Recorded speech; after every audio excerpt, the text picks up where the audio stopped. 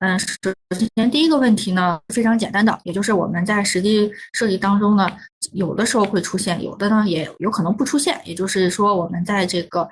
提供的结构计算书当中给到的这个平面简图呢和这个施工图是不相符的。那么这个呢，按照这个审图的要求呢，是需要满足这个施工工程建筑工程施工设计文件审查技术要点里面的一些要求的。那么，这个呢，后期呢，大家可以通过这个软件当中的涂模一致性检查去实现。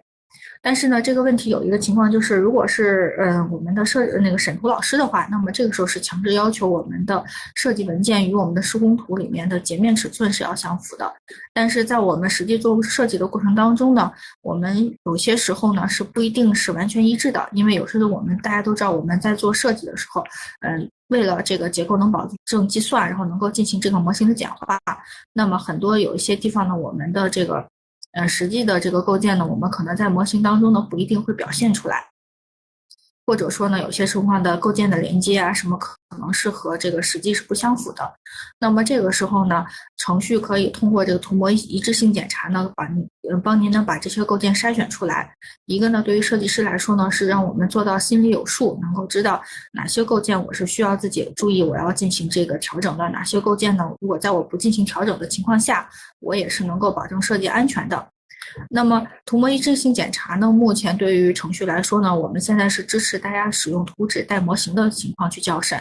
也就是您的模型可以是 PKPM 的结构模型，也可以是硬件科的模型，那么都可以进行校审。那么校审的内容呢，不光是可以检查这个大家常犯的这个截面尺寸对不上的问题，同时呢，还可以给您做这个构件设计审查。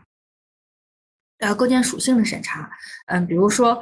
我们看图中的这一根矿支梁，那么这个是楼电梯间的一个位置，那么上面有我的出屋面的楼电梯间，那么这个时候呢，上面可能有一些造型呢，我在这根梁呢上面呢起了一些异形柱，那么在设计的过程当中呢，我绘图呢，我把它定义为了一个转换梁。用户，比如说大家在这个设计过程当中，比如说忘了在这个特殊梁的属性里面呢，把这根梁定义为这个，我开一下指针吧。大家忘了，把这根梁定义为了这个转换梁的话呢，那么这个时候呢，您在出的计算结果里面，其实不管是它的构造，有其时候还有一些转换构件，它要进行内力放大的话，那么这个时候它的计算上其实是有略微是有一些欠合理的。但是呢，您只在这个施工图当中单纯的把它定义为矿支梁，那么这个时候是有问题的。那么所以说，对于这种设计属性、施工图和这个模型不一致的情况呢，程序也是可以给您做检查的。那么接下来呢，我们要说一下关于这个校审模式。这个长期大家都知道，现在呢，我们的审查软件呢是支持两种模式的校审，一种是带模型，另外一种呢，如果说您没有模型的话，那么这时候可以使用配金简图的方式呢去进行校审。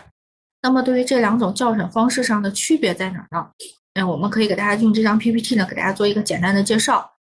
首先，如果是带模型校审的话，那么大家后续在这个操作过程当中呢，我们需要设置的参数呢，其实就这些，也就是说只需要选择图层就行了。那么对于现在的这版 CAD 程序呢，我们是可以自动识别图层的。那么这种相当于来说，其实您只需要做一个这个检查工作就可以，不需要再进行额外的参数输入。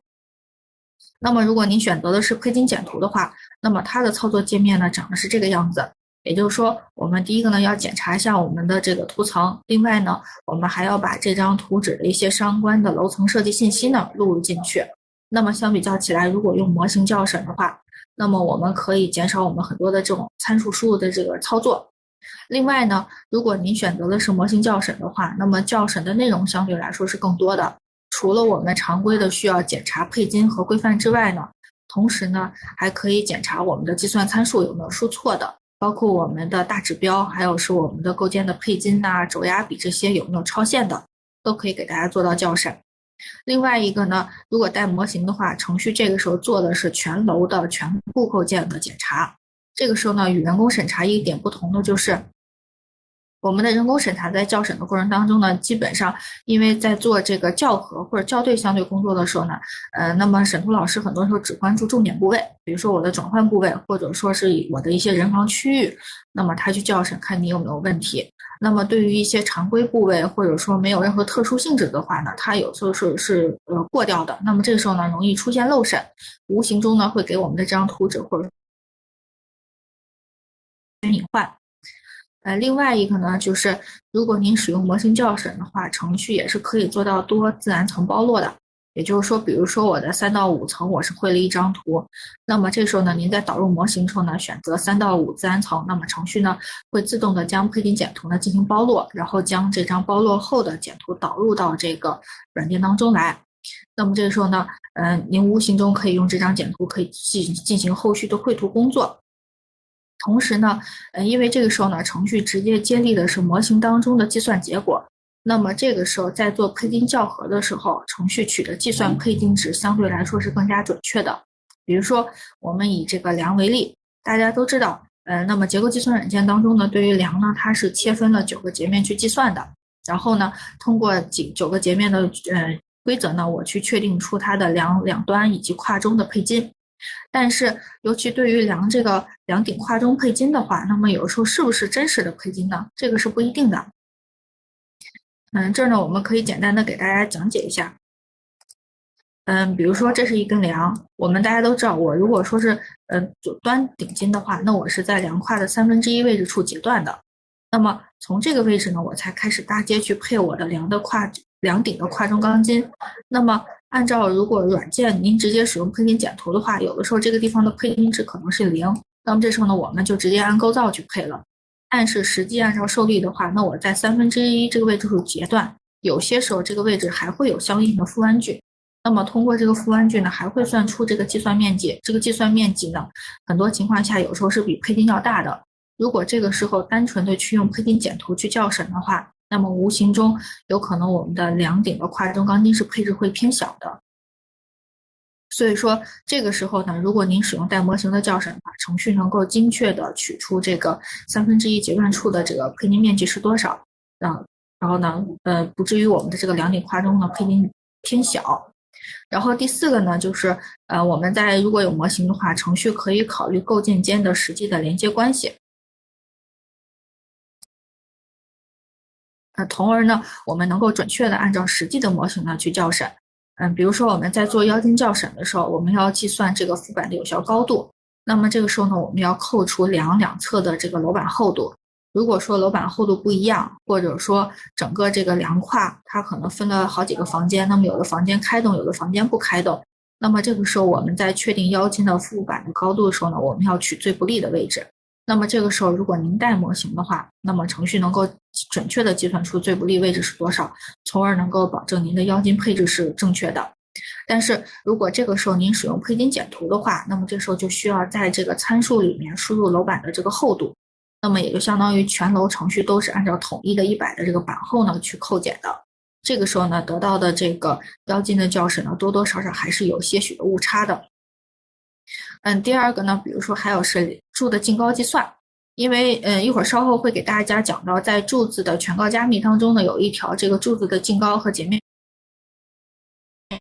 之比小于4的话，也要进行这个全高加密。那么这个时候在柱子净高计算的时候，我们就需要确定出柱子与柱相连的所有的梁的梁高，来扣除最不利的那一个，来去确定柱子的净高。那么这个时候呢，同样也是如果带模型的话，程序能够精确算出的。如果说不带模型的话，那么相对来说这一条可能就是不能完全精准的校审。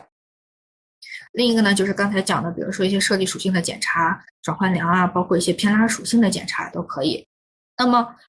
但是呢，在实际大家的使用过程当中呢，可能大家更多用的是配金简图。因为配金简图它有它的天然优势，首先第一个，它的这个配金文件相对是较小的，那么我们在这个文件的传输过程当中呢，不像模型那么大，传起来很费劲，那么所以说呢，大家可以用它进行一个快速的校审。但就是有一点刚讲过，就是这个时候在用程序校审的时候呢，您需要输入一些相关的楼层信息就可以。那么针对于这2种方式呢，我们在这里面就是可以给大家一些相关的推荐。如果说我们是设计院的绘图人员的话，那么您可以在绘图的过程当中呢，使用模型的形式呢进行边绘边审，同时呢，程序也支持边审边改。那么如果我们是做的相关的审图工作的话，那么这时候呢，您可以使用这个导入 Quicken 剪图的方式呢进行校审工作。